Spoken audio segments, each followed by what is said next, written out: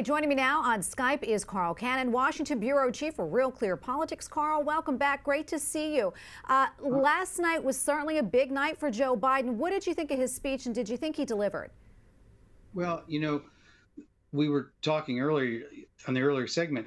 The president has gone around saying that Joe Biden, sleepy Joe, and imply that he's not all there. So, in a sense, the Republicans made a low bar for him. And if he just didn't drool on himself, he would have cleared it. And he did not drool on himself, and he gave a workmanlike speech, maybe a little better than that.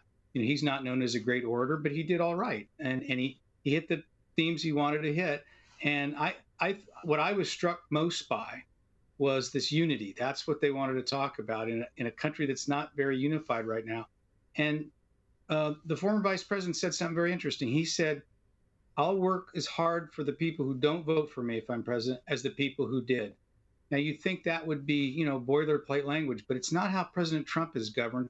And Joe Biden had the distinction last night of giving a speech that, in a sense, was less partisan than President Trump's inaugural address.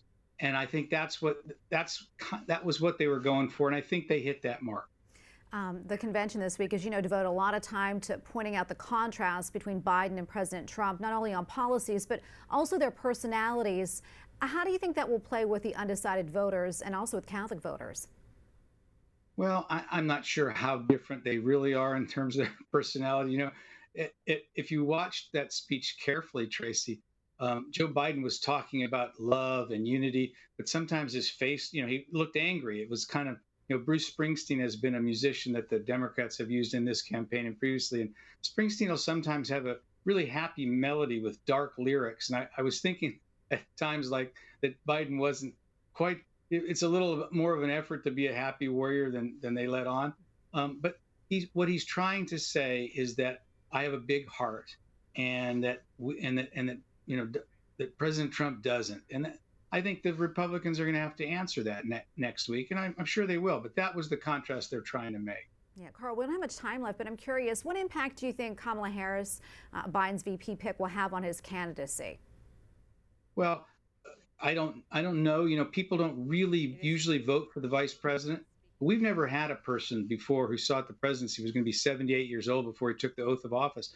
People look at her as though she could be president. And it's always the case, but more likely than most. And so I think in the coming weeks before November, first Tuesday in November, Americans are going to take their measure of this ticket. And one thing they're going to decide is, do they see Kamala Harris in the Oval Office? And undecided voters are going to have to decide what they think about that.